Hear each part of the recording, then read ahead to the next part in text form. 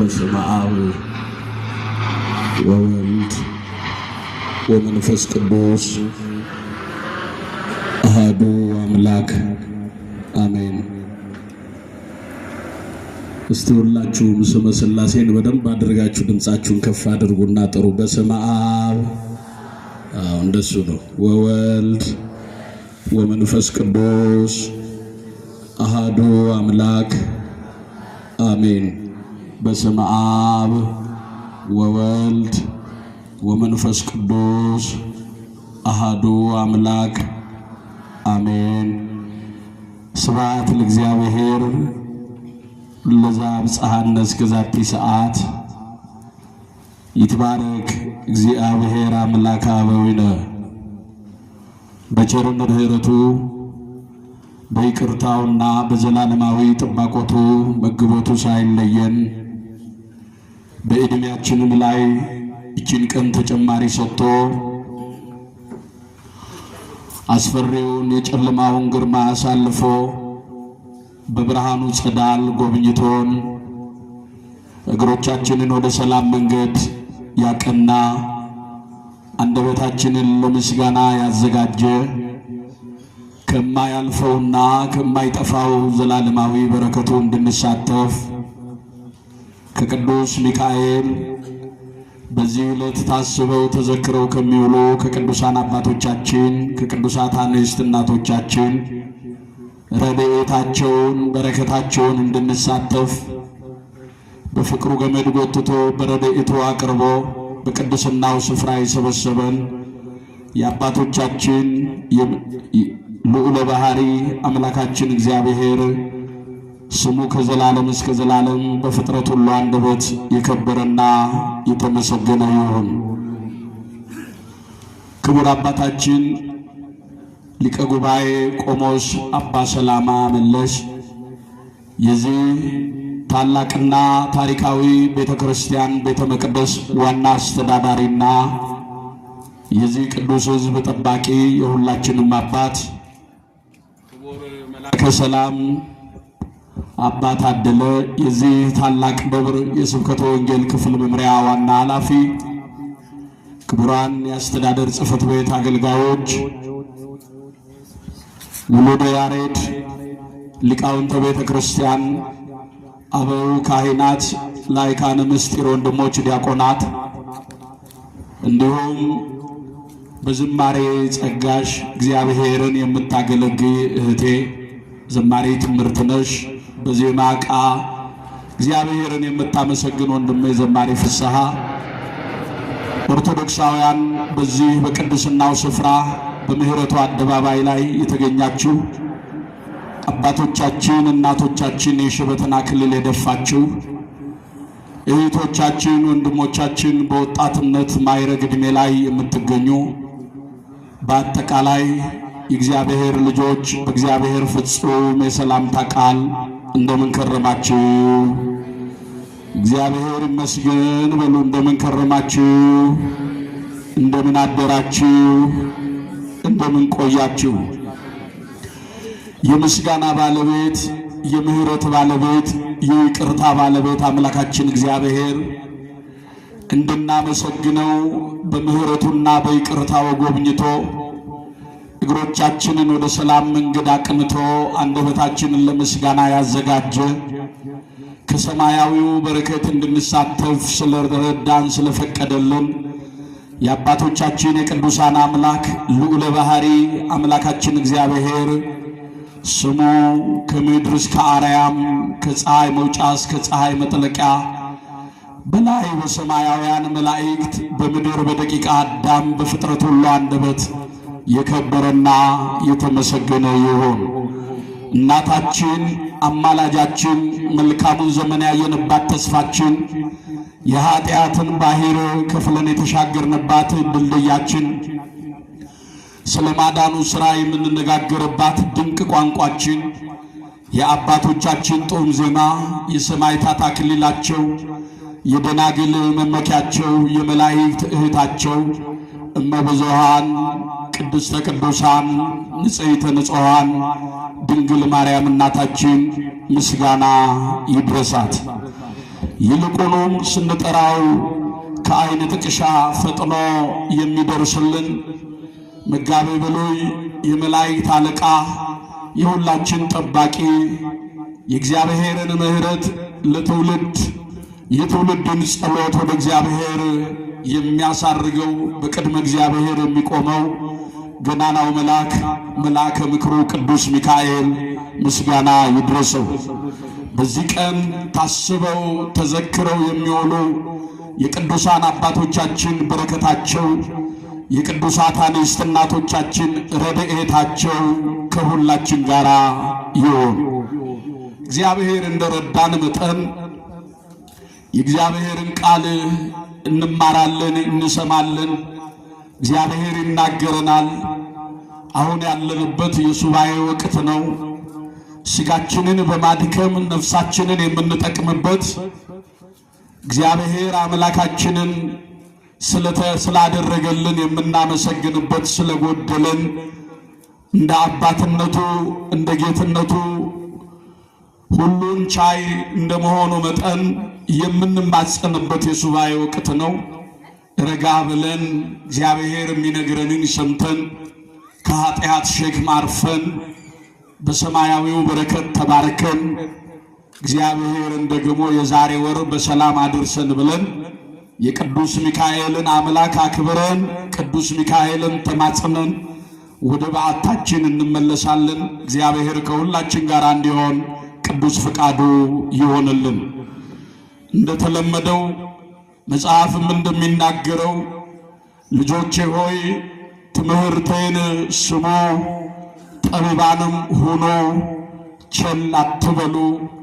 ዕለት ዕለት በደጄ መግቢያ የሚተጋ የደጄንም መድረክ የሚጠብቅ የሚረግጥ እርሱ ምስጉን ነው። እኔን ያገኘ ሕይወትን ያገኛል፣ እኔን ያጣ ራሱን ይጎዳል። የሚጠሉኝ ሁሉ ሞትን ይወዳሉ ነውና የሚለን እግዚአብሔር ሲናገረን በማስተዋል እንድንሰማው ውሳጣዊ ልቦናችንን ጆሮ ይክፈትልን፣ ምስጢሩን ሁሉ ይግለጥልን። ሰው ሲናገር ለጆሮ ይናገራል፣ እግዚአብሔር ሲናገር ለልባችን ይነግረናልና ለልባችን ነግሮን እንዲያሳርፈን እንዲያጸናናን ቅዱስ ፈቃዱ ይሆነልን። እግዚአብሔር እንደረዳን መጠን ለዛሬ የምንነጋገርበት የመጽሐፍ ቅዱስ ክፍል ሐሳብ የሚሆነው በዚህ በማቴዎስ ወንጌል ምዕራፍ 21 ቁጥር 22 ላይ አምናችሁ በጸሎት የምትለምኑትን ሁሉ ትቀበላላችሁ ይለናል። አምናችሁ በጸሎት የምትለምኑትን ሁሉ ትቀበላላችሁ። እስቲ ይህንን ቃል መስክሩት ሁላችሁ። አምናችሁ በሉ። በጸሎት የምትለምኑትን ሁሉ ድምጻችሁ ይሰማ። ምን የምትሉትን ምን ትላላችሁ? አዎ ትቀበላላችሁ፣ ታገኛላችሁ። ምን ብላችሁ? አምናችሁ። በምን የምትለምኑትን ንገሩኝ፣ አይዟችሁ። በጸሎት የምትለምኑትን ሁሉ ምን ትላላችሁ? ትቀበላላችሁ። ስለ ቃሉ የአባቶቻችን አምላክ እግዚአብሔር ክብርና ምስጋና ለስሙ ይሁን። ይህንን ቃል ሰማይንና ምድርን የፈጠረ የኔና የናንተ መጋቢ የኔና የናንተ ፈጣሪ የኔና የናንተ አስገኝ የሆነ ይህችን ዓለም በመጨረሻው ዘመን እንደ ብራና የሚጠቀልላት ሰማያትን በመብረቅ የሚያርስ ለእያንዳንዱ እንደየሥራው እንደየተግባሩ ለሁሉ ሳያዳላ ዋጋውን የሚከፍል የኔና የናንተ አምላክ መድኃኒታችን ኢየሱስ ክርስቶስ የተናገረው ነው። አሁን በጠቀስነው በመጽሐፍ ቅዱስ ክፍል ላይ የማቴዎስ ወንጌል ምዕራፍ 21 ከቁጥር 16 ጀምራችሁ ስትመለከቱ ሙሉ ታሪኩን በዛ ላይ ሰፍሮ ታገኙታላችሁ። አምናችሁ በጸሎት የምትለምኑትን የምትጠይቁትን ሁሉ ታገኛላችሁ ይለናል። አምነን በጸሎት ለምነን አምነን በፊቱ ቆመን አምነን እጆቻችንን ዘርግተን አምነን ጉልበታችንን በምድር አስነክተን በፊቱ የምንለምነውን የምንጠይቀውን የሚያስፈልገንን በጊዜውና በሰዓቱ መስጠትና ማድረግ የሚችለው አምላካችን እግዚአብሔር ጸሎታችንን ይስማን። ኦርቶዶክሳውያን የእግዚአብሔር ልጆች ነገሩ እንዲህ ነው። ክብርና ምስጋና ለስም አጠራሩ ይግባውና የኔና የናንተ አምላክ መድኃኒታችን ኢየሱስ ክርስቶስ በሥጋ ማርያም ባጭር ቁመት በጠባብ ደረት በዚህ ምድር በተገለጠበት በዛ ዘመን ድውያነ ሥጋን በተአምራት ድውያነ ነፍስን በትምህርት እየፈወሰ በምድራችን በመካከላችን በሚመላለስበት በዛ ዘመን በማግስቱም ጌታችን ኢየሱስ ክርስቶስ ወደ ከተማ አቀና። በመንገድ ዳርም አንዲት በለስ ተመለከተ። ተርቦ ነበርና ወደ በለሲቱ አቀና ይላል። ምን ብሎ ነበረ? ተርቦ ነበረ። እኔና እናንተን የሚመግብ በዝናብ አብቅሎ በፀሐይ አብስሎ በነፋስ አለምልሞ ፍጥረትን ሁሉ የሚመግበው ጌታ ተራበ የሚል ቃል በመጽሐፍ ተጽፎ እናገኛለን። ምን ይሆን የተራበው? ተጠማ ይለናል። ምን ይሆን የተጠማው? አፍላጋት የሚታዘዙለት ውቅያኖሱ የጸናለት ሰማይንና ምድርን የፈጠረ ጌታ ተራበ ሲል ሰውኛውን እጅግ ይደንቃል። ተጠማ ሲልም ያስገርማል። ታዲያ ተርቦ ነበርና ወደዛች በለስ እንዳቀና ወደዛች በለስ እንደሄደ ይነግረናል። በለሲቱ ጋር ሲደርስ ያቺ በለስ ቅጠሏ ለምልሞ አብባ ቅጠሏ አምሮባት ሰፍታ ለምታ አይቷታል። ነገር ግን ፍሬ ፈልጎባት ወደዛች በለስ ተጉዟልና ጠጋ ብሎ ሲመለከታት በለሲቱ ፍሬ አልባ ነበረች። ቅጠሏ ብቻ ነበር በላይዋ ላይ ሰፍቶ የታየው። በቅጠሏ ብቻ ነበረ ደምቃ የታየችውና ያን ጊዜ ፍሬ ፈልጎባት ወደ በለሲቱ ሄደ። ፍሬ አጣባት ይላል። ምን አጣባት? ፍሬ አልተገኘባትም። ቅጠሏ ብቻ ነበረ ለምልሞ የታየው።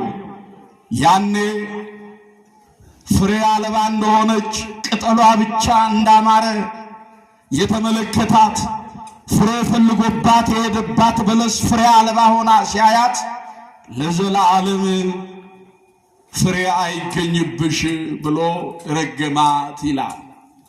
በለሲቱም ወዲያውኑ ደረቀች። ይህንንም የተመለከቱ ደቀ መዛሙርቱ እጅግ ተገረሙ፣ ተደነቁ።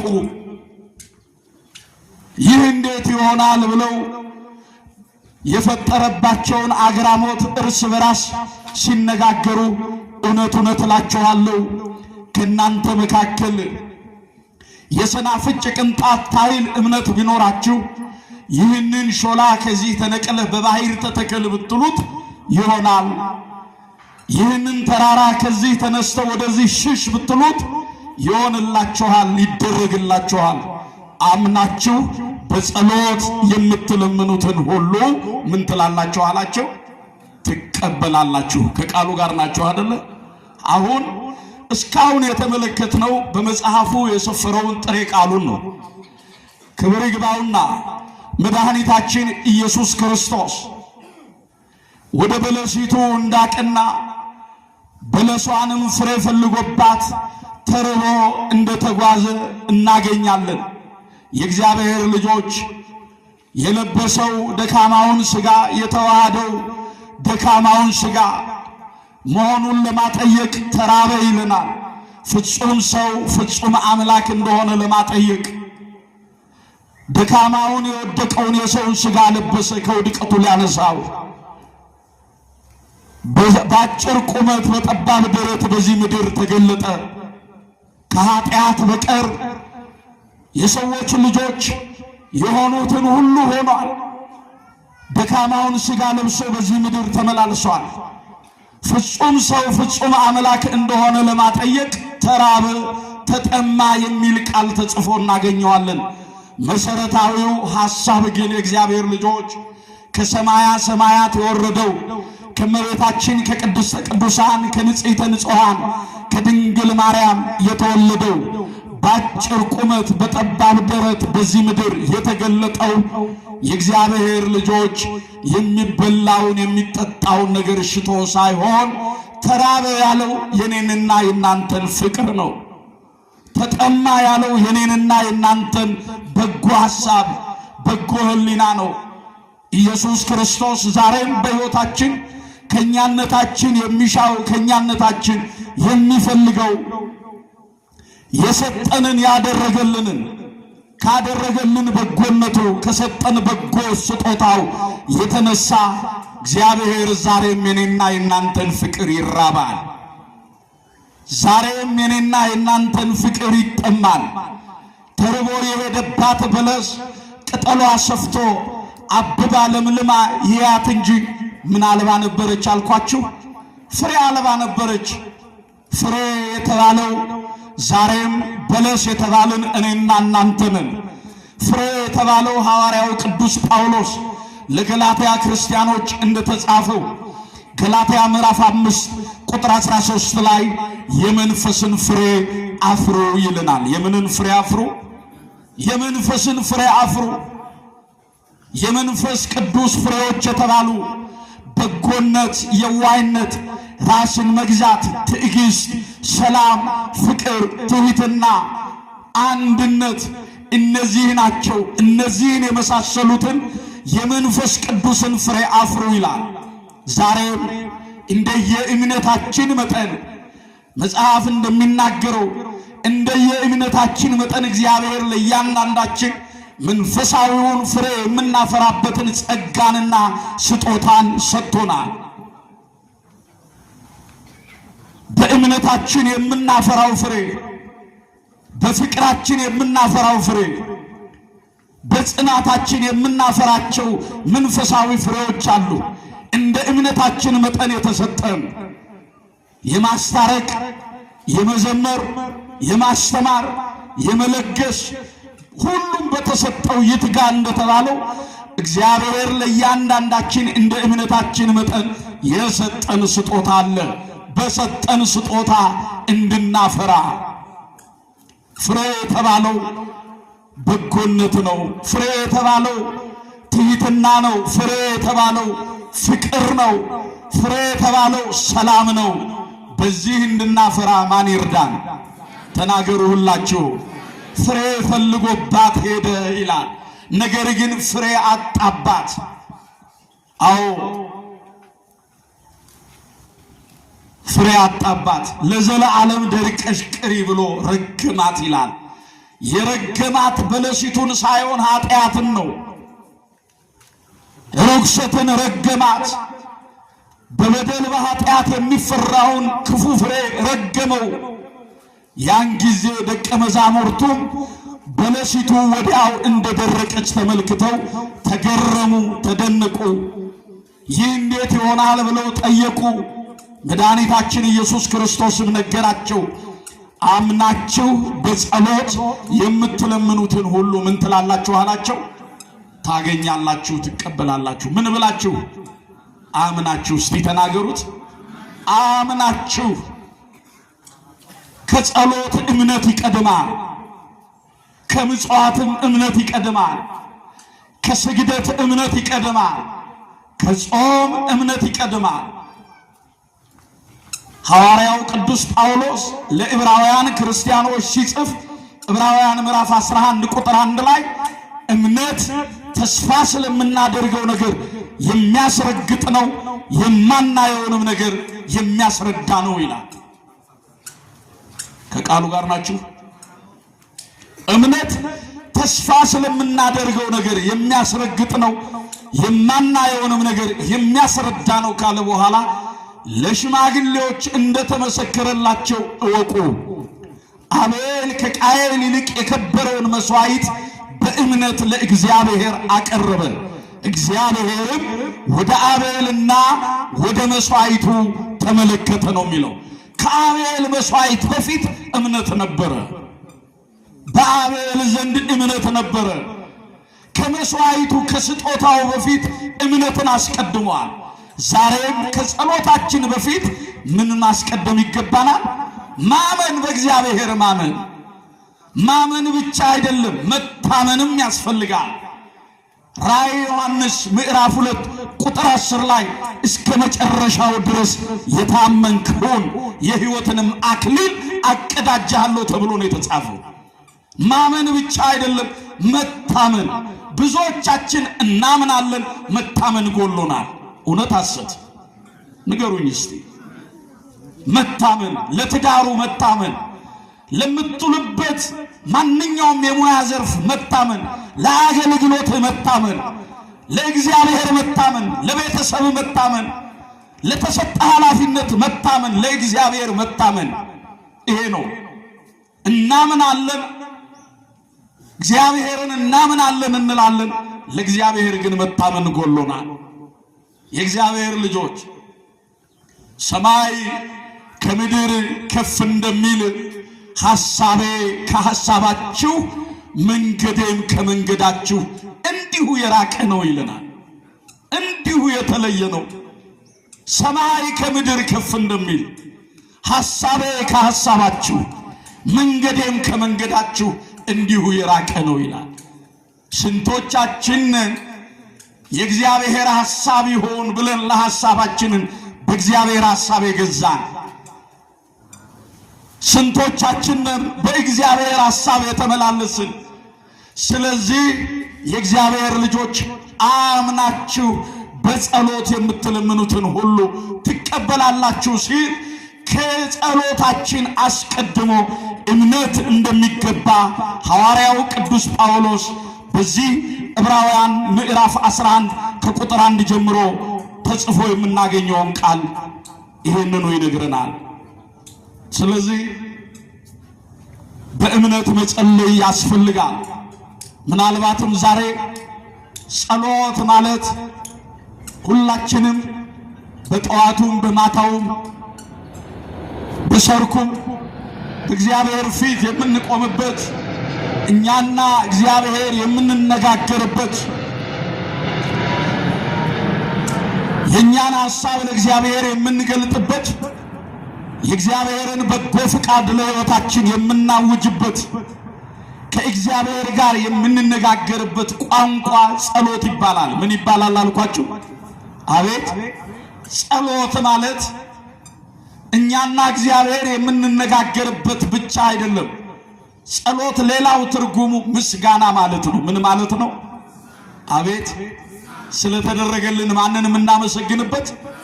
እግዚአብሔርን የምናመሰግንበት። ሐዋርያው ቅዱስ ጳውሎስ ጸሎት ምስጋና ማለት እንደሆነ እዚህ ሮሜ ምዕራፍ 7 ቁጥር 12 ላይ ለእግዚአብሔር ለአምላካችን ምስጋና ይሁን ይለናል። ለማን ምስጋና ይሁን? ጨለማውን ላነጋ ለማን ምስጋና ይሁን? ተናገሩ በማርያም ሁላችሁ። ብርሃንን ለሰጠን ለማን ምስጋና ይሁን? እግሮቻችንን ወደ ሰላም መንገድ ላቀና ለእግዚአብሔር ምስጋና ይሁን። ሳያማክሩት ለሚሰራ ከስራው አንዳች ሰከንድ እንኳን ላላረፈ የሚያስፈልገንን በጊዜው ለሚሰጠን ለእግዚአብሔር ምስጋና ይሁን። ይኸውላችሁ ሰማዩን ቀና በሉና ተመልከቱት። በደመና ተሸፍኖ ያቺ የጋለች ልንቆምባት ልንመላለስባት የከበደችንን ምድር በጠለ ምሕረቱ ያቀዘቀዘ ሳያማክሩት የሚሰራ ሳይጠይቁት ከሕሊና አስቀድሞ ሁሉንም ያውቅ፣ ሁሉንም ይሰጥ፣ ሁሉንም ይመረምር ጌታ ነቢዩ ኢሳይያስ በዚህ በትንቢተ ኢሳይያስ ምዕራፍ 25 ላይ በእውኑ እግዚአብሔርን እንዲህ አድርግ ብሎ ማን አዘዘው? እግዚአብሔርን እንዲህ ሥራ ብሎ ያዘዘው ያማከረው አለን? ሰማይንና ምድርን ሲፈጥር እግዚአብሔር እናግዝ ብሎ እንጨት ያቀበለው ድንጋይ የሰጠው አለን ይላል። እግዚአብሔርን ማን አዞት? እግዚአብሔርን ማን አማክሮት ይህንን ሁሉ ሰራ? የእግዚአብሔር ልጆች ስለዚህ ስላደረገው ስለ በጎነቱ፣ ስለ ቸርነቱ፣ ስለ መግቦቱ፣ ስለ ጠባቆቱ፣ ስለ ካህሊነቱ ስለ ሁሉን ቻይነቱ እግዚአብሔርን የምናመሰግንበት እኛና እግዚአብሔር የምንነጋገርበት ዋነኛው ቋንቋችን ጸሎት ይባላል። ጸሎት ደግሞ ማለት ምስጋና ማለት ነው። ምን ማለት ነው አልኳችሁ? አዎ የእውቀትን ሽታ ለሚገልጽልን ለአምላካችን ለእግዚአብሔር ምስጋና ይሁን ነው የሚለው። የእውቀትን ሽታ በዚህ በሁለተኛ ቆሮንቶስ ምዕራፍ 2 ቁጥር 4 ላይ የእውቀትን ሽታ ለሚሰጠን ለሚለግሰን ለአምላካችን ምን ይሁን? ምስጋና ይሁን። ጸሎት ማለት ምስጋና ማለት ነው። ሁለተኛው ጸሎት ማለት ልመና ማለት ነው። ምን ማለት ነው? አቤት የሚያስፈልገንን ማንን የምንጠይቅበት፣ የሚረባንን እንዲሰጠን እጆቻችንን ወደ እግዚአብሔር የምንዘረጋበት ልመና ማለት ነው። ልመና አዎ በዚህ በሁለተኛ ቆሮንቶስ ምዕራፍ 6 ቁጥር 16 ላይ እሱ የሰማይ አባታችን አምላካችን እግዚአብሔር ነው ካለ በኋላ እኛም ልጆቹ ነን ይላል። እኛ ምኖቹ ነን? ልጆቹ ነን። እሱ የሰማይ አባታችን አምላካችን ማን ነው? እሱ እግዚአብሔር ነው። እኛ ምኖቹ ነን? አያስደስትም? ይሄ ቃል አያሳርፍም? በእግዚአብሔር ልጆች አባት ያለን ልጆች ነን እኛ። የሚጨነቅልን የሚያስብልን አባት ያለን፣ የሚያስፈልገንን በጊዜው የሚሰጠን አባት ያለን ልጆቹ። እንዲህ ተብሎ ነው የተጻፈው የማቴዎስ ወንጌል ምዕራፍ 6 ቁጥር 25 ላይ ስትመለከቱ አትጨነቁ ይለናል። ምን አትበሉ? በማርያም ንገሩኝ። አያችሁት? አትጨነቁ። የሰማይ አዕዋፍን ተመልከቱ። አይዘሩም፣ አያጭዱም፣ በጎተራ አያከማቹም። ማን ይመግባቸዋል? ልብ በሉ። አይዘሩም፣ አያጭዱም፣ በጎተራ አያከማቹም። የሰማይ አባታቸው አምላካቸው እግዚአብሔር ይመግባቸዋል። እናንተ ምን ያህል አብልጦ እንደሚያስብልን ሲነግረን ክፉዎች ስትሆኑ ለልጆቻችሁ መልካምን ነገር ማድረግ ትወዳላችሁ፣ ትሻላችሁ። ከእናንተ መካከል ልጁ ዳቦ ቢለምነው ድንጋይ የሚሰጠው ማን ነው? አሳ ቢለምነው እባብ የሚሰጠው አለን?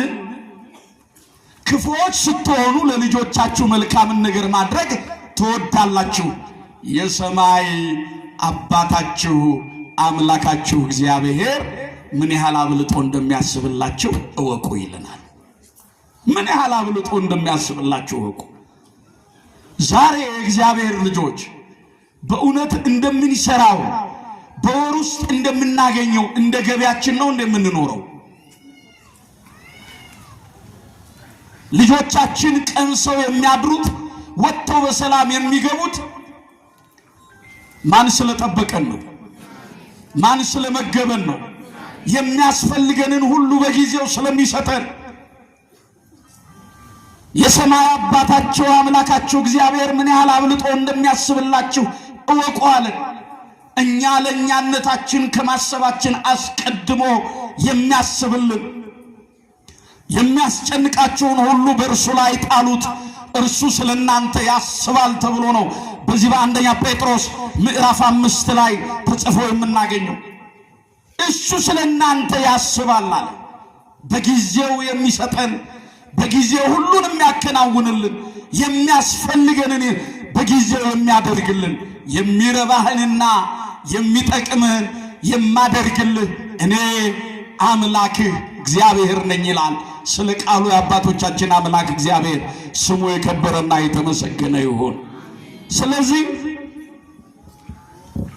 ጸሎት ማለት ልመና ነው። የሚያስፈልገንን ከእግዚአብሔር ወደ እግዚአብሔር የምናቀርብበት ከእግዚአብሔር የሆነውን በጎነት ሁሉ የምንቀበልበት ነው። እንዲህ ተብሎ ነው የተጻፈው በዚህ በፊልጵስዩስ መልእክቱ ሐዋርያው ቅዱስ ጳውሎስ ለፊልጵስዩስ ክርስቲያኖች ሲጽፍ በእግዚአብሔር ዘንድ ልመናችሁን አስታውቁ ግለጡ እንጂ በአንዳች ነገር አትጨነቁ አለ። ያሳርፈናል ይሄ ቃል። ምናልባት ግራ ገብቷችሁ የመጣችሁ ቀኑ ዘንበል ያለባችሁ ሜዳው ገደል የሆነባችሁ የጨበጣችሁት ነገር እንደ ጉም ተኖ ከእጃችሁ የወጣ ለሰው ነገራችሁ መፍትሄ ያጣችሁ እግዚአብሔር ይስማኝ ብላችሁ ብን ብላችሁ ከቤታችሁ ተነስታችሁ የመጣችሁ እንባችሁን ያፈሰሳችሁ ጉልበታችሁን በምድር ያስነካችሁ እግዚአብሔር ለቃሉ የታመነ አምላክ ነው። ሰው አይደለም። እግዚአብሔርን አናማው። ለቃሉ የታመነ አምላክ ነው። እንዲህ ተብሎ ነው የተጻፈው የእግዚአብሔር ልጆች በእግዚአብሔር ዘንድ ልመናችሁን አስታውቁ እንጂ በአንዳች ነገር ምን አትበሉ፣ ተናገሩ፣ አትጨነቁ። አዎ ዘመናችን ግራ የሚያጋባ ነው።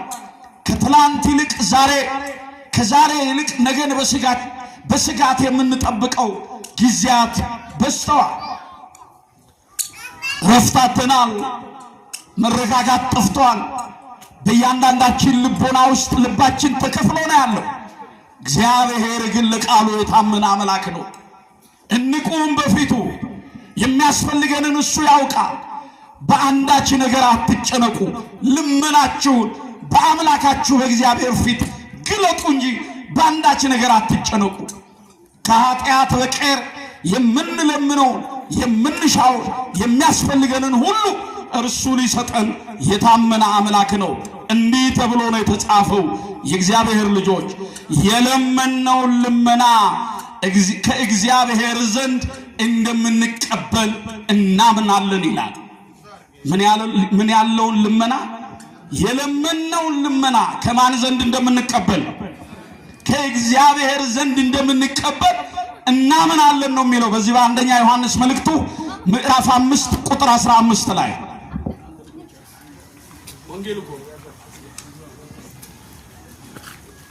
የለመነውን ልመና ከእግዚአብሔር ዘንድ እንደምንቀበል እናምናለን።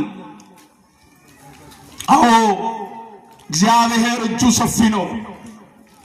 አዎ እግዚአብሔር ፍቅሩ ወረት የለበትም።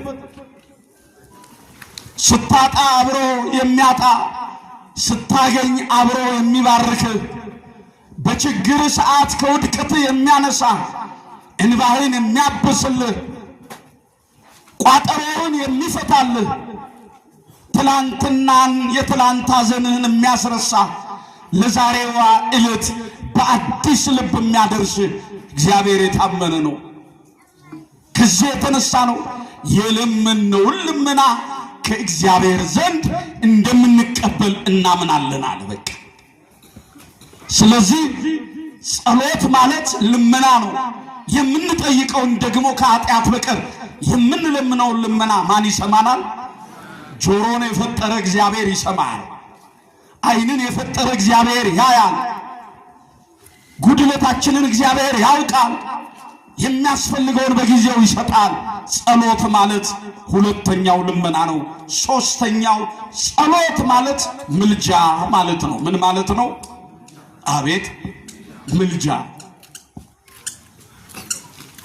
የተራራቀውን የምናቀራርብበት፣ የተጣላውን የምናስታርቅበት፣ ነፍስና ስጋችንን አንድ የምናደርግበት፣ ስጋችንን ጎድተን ነፍሳችንን የምንጠቅምበት፣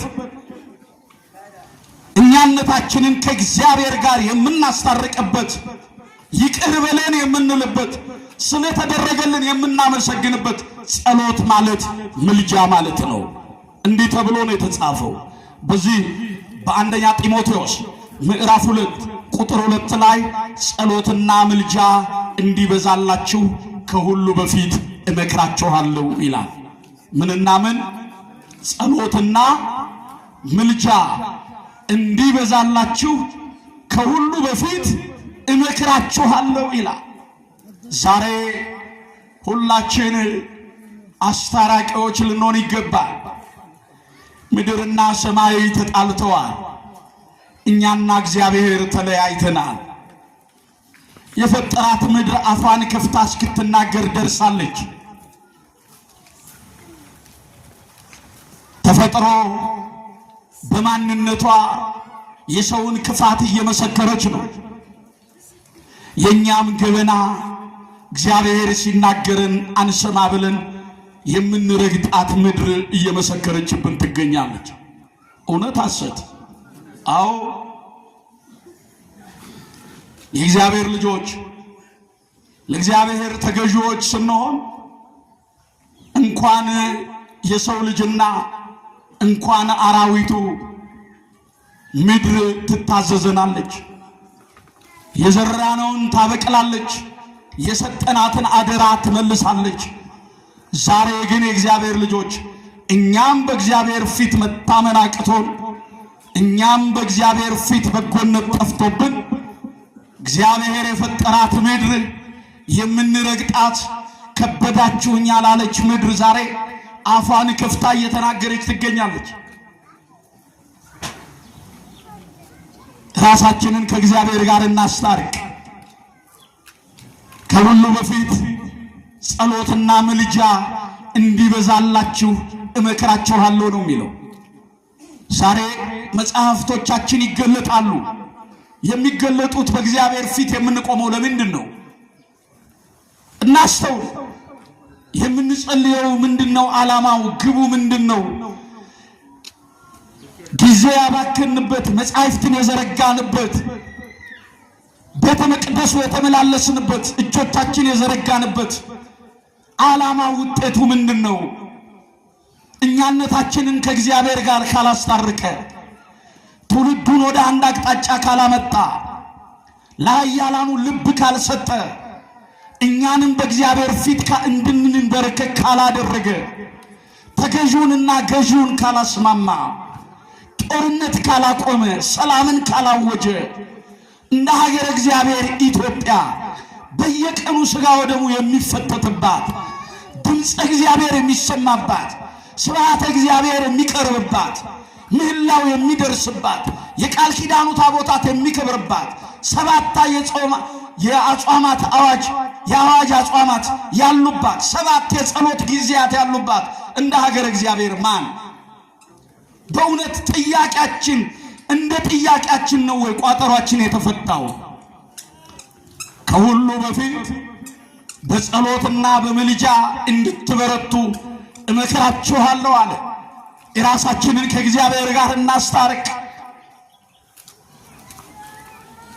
የራቀውን እናቅርብ። የእግዚአብሔር ምሕረት በዙሪያችን፣ ማዳኑ በዙሪያችን፣ ጥበቃው በዙሪያችን፣ ማዳኑ በሕይወታችን እንዲገለጥ የበኩላችንን ድርሻ እንወጣ። ስለዚህ ጸሎት ማለት የመጀመሪያው ምንድነው አልኳችሁ? ምስጋና በሉ እስቲ። ሁለተኛው ልመና ምንድነው አልኳችሁ? ሶስተኛው ምልጃ። ጸሎት ትርጓሜው እነዚህን ሶስት ነገሮች ይዟል። ነገር ግን የእግዚአብሔር ልጆች እንዴት እንጸልይ? እየሰማችሁኝ ነው? እንዴት እንጸልይ እስቲ? እግዚአብሔር እውነት ትላንት ከአባቶቻችን ከደጋጎቹ ቅዱሳን ጋር የነበረ እግዚአብሔር እንዴ በሀገር እግዚአብሔር በኢትዮጵያ እኮ ታሪክ አለን እኮ። ፀሐይን ያቆሙ እኮ አባቶቻችን እንደነ ኢያሱ ፀሐይን ያቆሙ እንደና አቡነ ዜና ማርቆስ የመሳሰሉ ደጋጎች ቅዱሳን እጽዋቱ እየተነቀለ የተከተላቸው በሄዱበት ቦታ ዝናቸውን እጽዋት የመሰከሩላቸው እነ ተክለ ሃይማኖት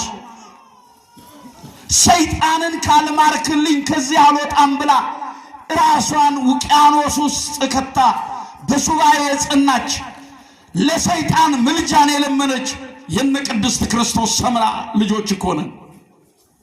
ምን ነው ዛሬ የጸሎት ምዕራፉ መግቢያውና መውጫው ጠፋብን?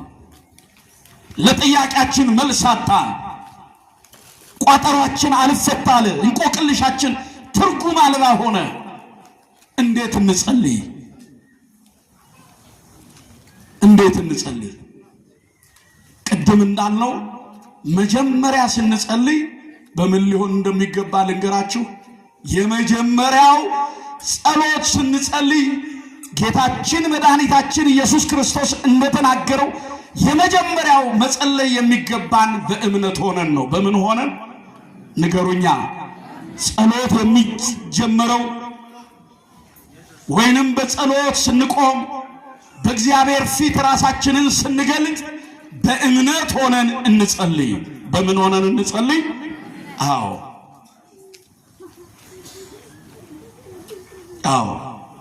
ቅድም የተናገርነው የመጽሐፍ ቅዱስ ክፍል ዕብራውያን ምዕራፍ 11 ቁጥር 6 ላይ ያለ እምነት እግዚአብሔርን ደስ ማሰኘት አይቻልም ነው የሚለው።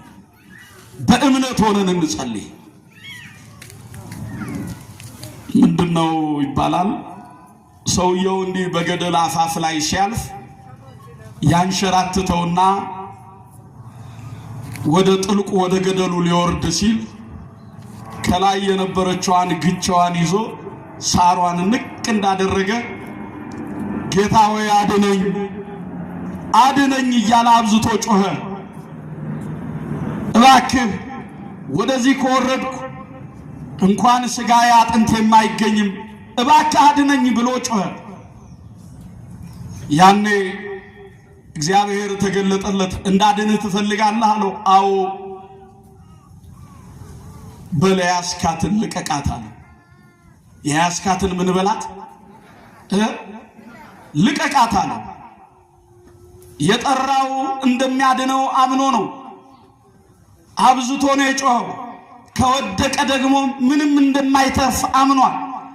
ከዚህ ከጥልቁ ግን ማውጣት የሚችለውን ጌታ ጠራው። እባክህ አድነኝ ብሎ አብዝቶ የጮኸ ሰው እግዚአብሔር ተገለጠለት። እንዳድንህ ከፈለክ የያስካትን ልቀቃት አለው። የያስካትን ልቀቃት ሲለው እንዴ ምን ሆነሃል? ልጅንማ ከለቀኳት ወዴት እገባለሁ አለ። ወደ ገደል እገባለሁ አለ። አምኖን የጠራው ይሄ ሰው ነው እንዴ? አቤት!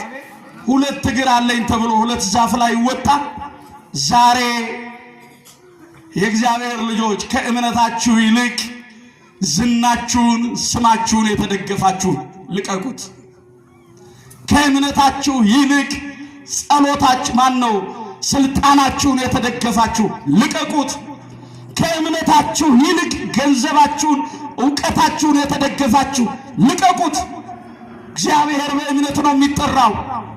ለሚያምኑ ሁሉ ይቻለዋል።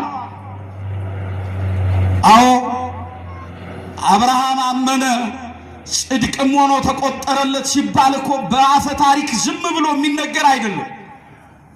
አብርሃም እምነቱን በተግባር ነው የገለጠው። እኔ ወደማሳየ ሀገር ትሄዳለህ ተብሎ ሲባል አብርሃም እግዚአብሔር የሚያውቀው አብርሃም የማያውቀው ቀናበል የሰማይን ከዋክብት ቁጥር ዝቅ ብለህ የምድርን አሸዋ ስፍር ዘርን እንደዚህ አበዛዋለሁ ሲለው አብርሃም ምን አለ? አመነ። እግዚአብሔር ለአብርሃም እኔ ለአንተ ጋሻህ ነኝ አለው። ምንህ ነኝ አለው? በቃ አብርሃም በእምነቱ እግዚአብሔርን ያዘ። አብርሃም በእምነቱ መከራውን ለማለፍ መንገዱን በእግዚአብሔር ፊት አቀና። አብርሃም በእምነቱ ተባረከ። አብርሃም በእምነቱ እግዚአብሔር ጋሻ ሆነው። ይኸውላችሁ የሚጣላህን እጣለዋለሁ፣ የሚረግምህን ረግመዋለሁ፣ እኔ ላንተ ጋሻ ነኝ። አያችሁ፣ ይሄ ነው እግዚአብሔር ለአብርሃም ቃል የገባለት። የሚጣላህን ሁሉ እጣለዋለሁ፣ የሚረግምህን ሁሉ እረግመዋለሁ፣ እባርክሃለሁ፣ እኔ ላንተ ጋሻህ ነኝ። በእምነት ሆኖ አብርሃም እግዚአብሔርን ፈልጓል። የወገኖቹን የእናቱን የአባቱን ቤት ትቶ ወጥቷል። ማንን ፍለጋ? በቃ ይሄ ነው ዛሬም ይሄ ነው። እግዚአብሔርን በሚፈልግ ልብ ስንበጣ ድሪቷችን ከትከሻችን ላይ ይውለቅ። መልክ የሌለው ልብስ እንኳን ሰማያዊው ንጉሥ ኢየሱስ ክርስቶስ ፊት አይደለም ምድራዊ ነገሥታት ፊት ዛሬ ሰው በሰውነቱ ሳይሆን በጨርቅ በሚለካበት በዚህ ዘመን እኛም እግዚአብሔር ፊት ስንቆም በልባችን ላይ ያለውን ድሪቶ እናውልቀው። መልክ የሌለውን ልብስ ጎጠኝነቱ፣ የዘረኝነቱ፣ የክፋቱ፣ የኃጢአቱ ልብስ ይውለቅ። እውነታው ይሄ ነው። የእግዚአብሔር ልጆች እግዚአብሔርን በእምነት ማግኘት እንችላለን። አስታውሱ፣ ደቀ መዛሙርቱ ወደ ማዶ ይሻገሩ ዘንድ ነገራቸው። አብሯቸው በታንኳይቱ ላይ ተሳፈረ። ወደ ቅፍርናሆም ሊሻገሩ በባህር ላይ መንገድ ጀመሩ። እሱም በታንኳይቱ በታችኛዋ ክፍል ውስጥ ነበር ይላል። አብረው እየተጓዙ ድንገት ከፊታቸው አንድ ክስተት ተፈጠረ። ታንኳይቱን የሚገለብጥ ማዕበል ተነሳ። ተጨነቁ፣ ፈሩ ይላል። በታንኳይቱ ላይ ባህርን ያጸና አባቶቻቸውን እነ ሙሴን ባህር ከፍሎ ያሻገረውን ጌታ ይዘው ፈሩ፣ ደነገጡ። ልንጠፋ ነው አሉ፣ ጮሁ። ያኔ ጌታ ሆይ አድነን ብለው ፈርተው ጮሁ ይላል። ጌታችን ኢየሱስ ክርስቶስም ስለ እምነታቸው መጉደል ነቀፋቸው። እናንተ እምነት የጎደላችሁ ስለምን ትጠራጠራላችሁ አላቸው። የእግዚአብሔር ልጆች ዛሬም እግዚአብሔር ይሰማናል። እመኑ፣ እግዚአብሔር ይሰማናል።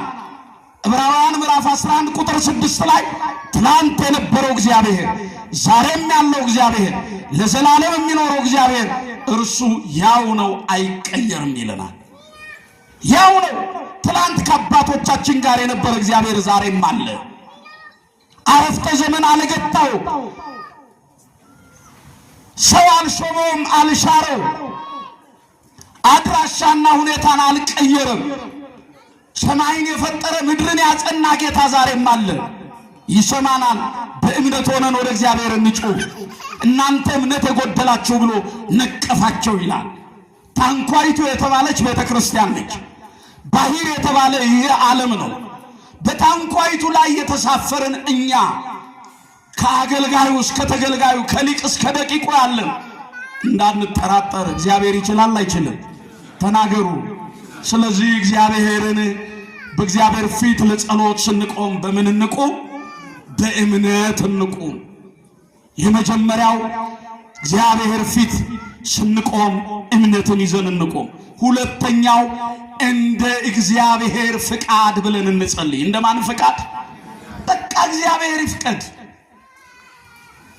በሕይወታችን የሚያስፈልገንን የሚያውቅ እርሱ ነው። ማን ይፍቀድ? አባታችን ሆይ ብለን እንለምናለን። ትልቁ ራሱ ያስተማረው የጌታ ጸሎት ተብሎ የሚጠራው አቡነ ዘበሰማያት፣ አባታችን ሆይ በሰማያት የምትኖር ስምህ ይቀደስ፣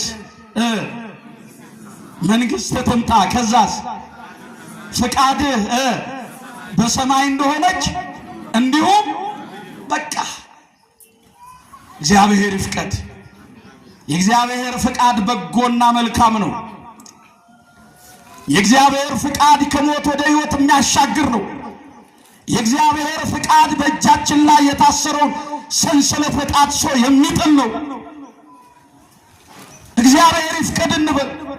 ብዙ ጊዜ የኛ ዓላማ ካልተሳካ፣ የኛ መንገድ ካልቀና ብለን የሄድንባቸው ብዙ መንገዶች አሉ።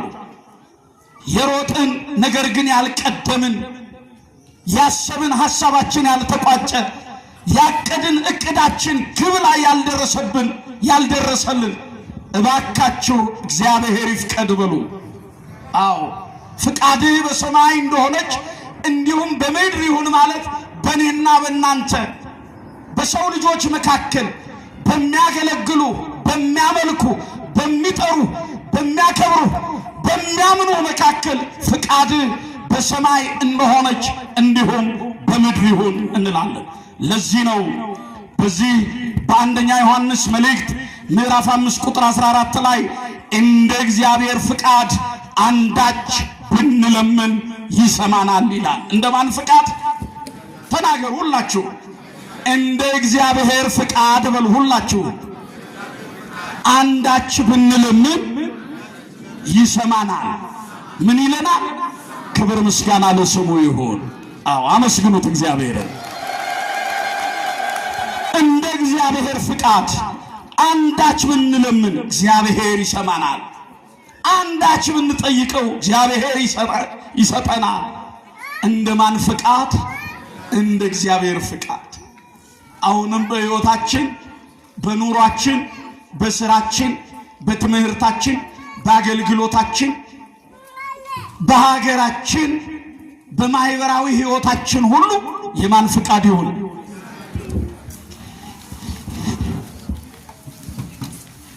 የማን ፍቃድ ይሁን? የእግዚአብሔር ፍቃድ ይሁን። ስንጸልይ እንደ እግዚአብሔር ፍቃድ ብለን እንጸልይ። ሁለተኛው ይሄ ነው። ሶስተኛው በመንፈስ እግዚአብሔር ሆነን መጸለይ። መንፈሳዊነትን ተላብሰን የሥጋ ሥራን የሥጋ ፍቃድን አስወግደን መንፈሳችንን ለእግዚአብሔር አስገዝተን እኛነታችንን ለእግዚአብሔር ሰጥተን እንጸልይ። ይሄ ነው መጽሐፉ የሚለን። በመንፈስ እየጸለያችሁ ወደ ዘላለማዊ ሕይወት የሚያደርሰውን የክርስቶስን ምሕረት ተጠባበቁ ይለናል መጽሐፍ። በመንፈስ ምን እያላችሁ ንገሩኝ? በማርያም በመንፈስ በሉ እስቲ። አንዳንዴ ጭልጥ ብላችሁ የምትሄዱት ነገር አለ። ለዛ ነው የምጠይቃችሁ። እሺ እዚሁ ሁኑ። እግዚአብሔር ከሁላችን ጋር ይሁን። በመንፈስ እየጸለያችሁ ነው የሚለው መጽሐፍ። ወደ ዘላለማዊው ሕይወት የሚያደርሰውን የክርስቶስን ምሕረት ተጠባበቁ። ያዕቆብ ምዕራፍ 1 ቁጥር 20 ላይ በመንፈስ እየጸለያችሁ ወደ ዘላለማዊው ሕይወት የሚያደርሰው የክርስቶስን ምሕረት ተጠባበቁ። ስንጸልይ በመንፈስ እግዚአብሔር ሆነን ልንጸልይ ያስፈልጋል። በክርስቶስ ኢየሱስ ብትኖሩ በመንፈስ ናችሁ እንጂ በሥጋ አይደላችሁ ነው የሚለው። በአምላካችሁ በክርስቶስ አምናችሁ ብትመላለሱ በሥጋ ሳይሆን በመንፈስ፣ አዎ በሥጋ ሳይሆን በመንፈስ ነው የምትኖሩት፣ በሥጋ አይደላችሁም ይላል። ሶስተኛው ይሄ ነው። አራተኛው ስንጸልይ ንስሐ በመግባት እንጸልይ። ምን በማለት? አዎ ብዙዎቻችን ወደ እግዚአብሔር ቤት የምንመጣው ልብ በሉኝ፣ ወደ እግዚአብሔር ቤት የምንመጣው ጉድለታችንን ወይንም ደግሞ ለጊዜው የሚያስፈልገንን ምዕራፍ ብቻ ከውስጧ ነጥለን ይዘን ነው የምንመጣው። ጥያቄ ብቻ። ሰው ወደ ቤተ እግዚአብሔር ሲሄድ መሰረታዊ የሆኑ ሁለት ሐሳቦች አሉ። በእነዚህ በሁለት ሐሳቦች ውስጥ የሚካተቱ ደግሞ ሶስት የማይቀሩ መሰረታዊ ነገሮች አሉ። ልብ በሉ። የመጀመሪያው ወደ ቤተ እግዚአብሔር ስንመጣ ወደ እግዚአብሔር ቤት ስንመጣ ስለተደረገልን ነገር ለማመስገን፣ ስለጎደለን ነገር ለመጠየቅ፣ እነዚህን ሁለት ነገሮች ይዘን እንመጣለን። በእነዚህ በሁለቱ ነገሮች ውስጥ ደግሞ የሚካተቱት ሶስቱ ነገሮች የመጀመሪያው ራስን ለመክሰስና ለመውቀስ። ራሳችሁን ከሳችሁ ታውቃላችሁ? በእግዚአብሔር ፊት ስትቆሙ፣ ለጸሎት ስትቆሙ ራሱን ከሶ የሚያውቅ ሁለት ሰዎች ይላል። ክብር ምስጋና ለስም አጠራሩ ይግባውና መድኃኒታችን ኢየሱስ ክርስቶስ በምሳሌ ካስተማራቸው ትምህርቶች መካከል ሁለት ሰዎች ወደ መቅደስ ወጡ ይላል። ስንት ሰዎች? ሁለት ሰዎች። አንዱ ፈሪሳዊ፣ አንዱ ደግሞ ኃጢአተኛ ነኝ ብሎ ራሱን በእግዚአብሔር በአምላኩ ፊት ዝቅ ያደረገ ነበር። ሁለቱም በመቅደስ ቆመው አንደኛው ያ ፈሪሳዊው ጌታዬ ለዚህ ስላደረስከኝ አመሰግናለሁ፣ በሳምንት 2 ቀን ጾማለሁ፣ አስራት በኩራቴን አወጣለሁ፣ ለድሃ አካፍላለሁ፣ እንደ ሌሎች ስላላደረከኝ አመሰግናለሁ አለ። እንደ ሌሎች ስላላደረከኝ ምን እልሃለሁ አለ? አመሰግናለሁ አለ። ሁለተኛው ግን ቀና ብሎ የሰማይን ርዝመት እንኳን ማየት አልወደደም። አንገቱን አቀርቅሮ ኃጢአተኛ ነኝ፣ በደለኛ ነኝ፣ ማረኝ፣ ይቅር በለኝ እያለ ምናሴ ቀና ብዬ የሰማይን ርዝመት አይ ዘንድ አይገባኝም፣ ቀና ብዬ የሰማይን ርዝመት አይገባኝም፣ አንተን አመሰግነ ዘንድ ጉልበቴን በብረት ቀፎ አደከምኩ፣ ማዕትህን አነሳሳው፣ ክፋትን በፊት ሰራው፣ አሁንም በልቤ ጉልበት እየሰገድኩ ወደ አንተ እመጣለሁ ነው ያለው። ዳዊትም አቤቱ እንደ ቸርነትህ መጠን ማረኝ፣ እንደ ምሕረትህ ብዛት መተላለፌን ደምስስ፣ ከኃጢአቴም ፈጽሞ እጠበኝ እያለ ነው የጸለየው። መዝሙር 50 ቁጥር 1 ላይ። ከዚህ የተነሳ የእግዚአብሔር ልጆች ይሄ ሁለተኛው ደረቱን እየደቃ አንገቱን ወደ ምድር አቀርቅሮ ራሱን እየከሰሰ መተላለፌን አውቃለሁ፣ ኃጢአቴ በፊት ነው፣ ይቅር በለኝ እያለ አብዝቶ ጮኸ። መድኃኒታችን ኢየሱስ ክርስቶስ የሚያስተምራቸውን ጠየቃቸው። እናንተ ሰዎች ከነዚህ ከሁለቱ መካከል የትኛው ነው ጸድቆ የተመለሰው? በሳምንት 2 ቀን እጾማለሁ፣ ያለኝን ለድሃ አካፍላለሁ፣ አስራት በኩራቴን አወጣለሁ፣ እንደነዚህ ሰዎች ስላላደረከኝ አመሰግንሃለሁ ያለው ነው? ስለ ኃጢአቱ እያነባ ስለ በደሉ እየተጸጸተ ጉልበቱን በምድር አስነክቶ አንገቱን አቀርቅሮ ይቅር በለኝ ብሎ የሄደው ነው ጸድቆ የተመለሰው? የትኛው ነው ብሎ ጠየቃቸው። የቱ ነው? አቤት ዝቅ ያለው ራሱን ያዋረደው ኃጢአቱን ያመነው እንደሚምረው የታመነው ይቅር በለኝ ብሎ የተማጸነው እሱ ነው ጸድቆ የተመለሰው። ራሱን በእግዚአብሔር ፊት የሚያዋርድ ምን ይላል አላቸው? ከፍ ይላል። ራሱን በእግዚአብሔር ፊት ከፍ ከፍ የሚያደርግ ደግሞ ምን ይላል? ይዋረዳል። እግዚአብሔር ያዋርዳል፣ እግዚአብሔር ያከብራል። እግዚአብሔር ይሾማል፣ እግዚአብሔር ይሽራል። እግዚአብሔር ድሃ ያደርጋል፣ እግዚአብሔር ባለጠጋ ያደርጋል። እግዚአብሔር ያጸድቃል፣ እግዚአብሔር ይኮንናል። አትታበዩ፣ በኩራትም አትናገሩ፣ እግዚአብሔር አዋቂ ነው ተብሎ ነው የተጻፈው መጽሐፍ። በዚህ በአንደኛ ሳሙኤል ምዕራፍ 2 ቁጥር 6 ላይ አትታበዩ፣ በኩራትም አትናገሩ፣ ማን አዋቂ ነው?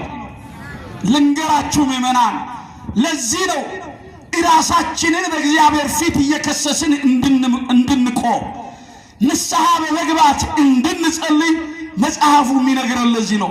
ዛሬ ምሕረቱ ባይጠብቀን፣ ይቅርታው ባይጎበኘን፣ በደላችንን ባይሰውርልን፣ ኃጢአታችንን ባይሸሽግልን፣ ከዚች ሰከንድ በፊት የሰራናትን ኃጢአት በየግንባራችን ቢገልጥብን በእግዚአብሔር ፊት ማን ይቆማል? ማን ይቆማል? እንዲህ ተብሎ ነው የተጻፈው። ወደ እግዚአብሔር ተራራ ማን ይወጣል? በቅድስናው ስፍራ ማን ይቆማል? እጆቹ የነጹ ለባልንጀራው በሽንገላ ያልማለ ያልተደለለ እርሱ ከእግዚአብሔር ዘንድ ምሕረትን ከአምላኩ ዘንድ በረከትን ያገኛል ነው የሚለው ነቢየ እግዚአብሔር ቅዱስ ዳዊት። ኦርቶዶክሳውያን ንስሐ በመግባት እንጸልይ፣ እግዚአብሔር እንዲሰማ በመመለስ እንጸልይ፣ እግዚአብሔር ይቅር እንዲለን። እንዲህ ተብሎ ነው የተጻፈው በዚሁ በትንቢተ ኢሳይያስ ምዕራፍ 48 ቁጥር 8 ላይ ተላላፊዎች ሆይ ንስሐ ግቡ፣ ልባችሁን መልሱ፣ አልቅሱ ይላል። ተላላፊዎች ሆይ ወደ እግዚአብሔር ተመለሱ፣ ንስሐ ግቡ፣ ፊታችሁን መልሱ፣ አልቅሱ ነው የሚለው። ይሄ እውነታ ነው፣ የእግዚአብሔር ቃል ነው። አንሸሽገው። በብዙ ተላልፈናል፣ በብዙ በድለናል፣ በብዙ አሳዝነነዋል። ሰቆቃወ ኤርምያስ ምዕራፍ 42 ቁጥር 3 ላይ እንዲህ ተብሎ ነው የተጻፈው። መንገዳችንን እንመርምር፣ ወደ እግዚአብሔር እንመለስ፣ እጆቻችንን ልባችንን ከእጃችን ጋር አንድ አድርገን በሰማይ ወዳለው ወደ እግዚአብሔር እናንሳ።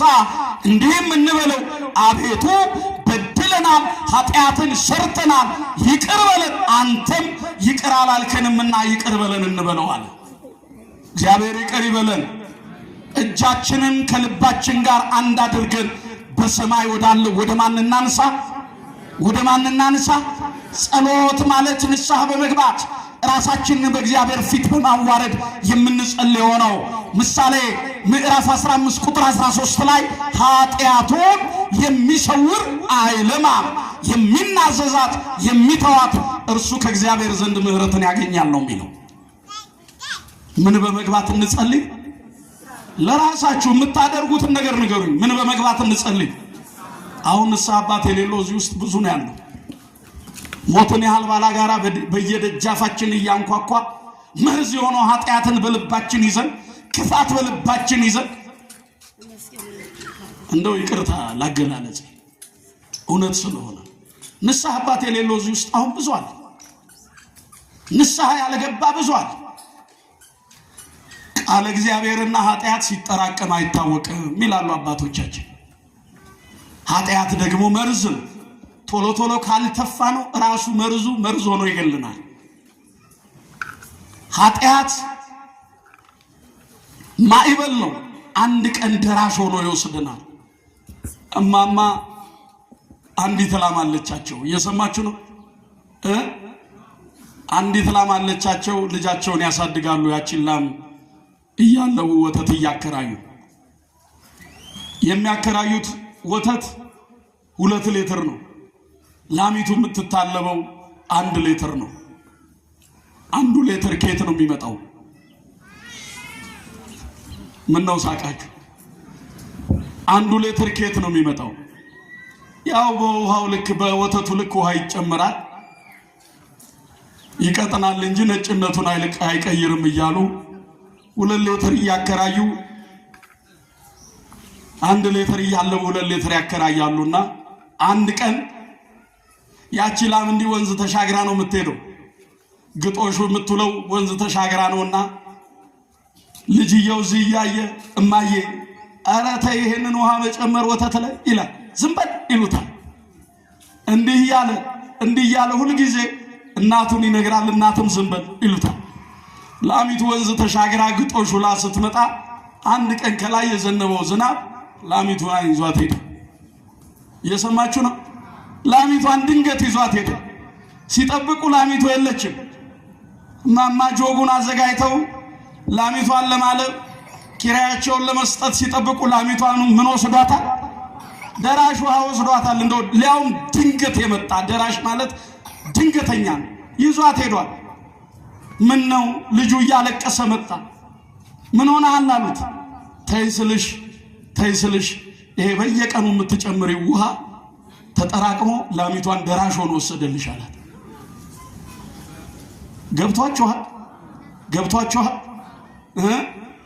ቤተ ክርስቲያን ተይ ስትለን አባቶቻችን ተው ሲሉን የምንጨምረው በበደል ላይ በደል ደራሽ ሆኖ እንዳይወስደን ማን ይርዳን?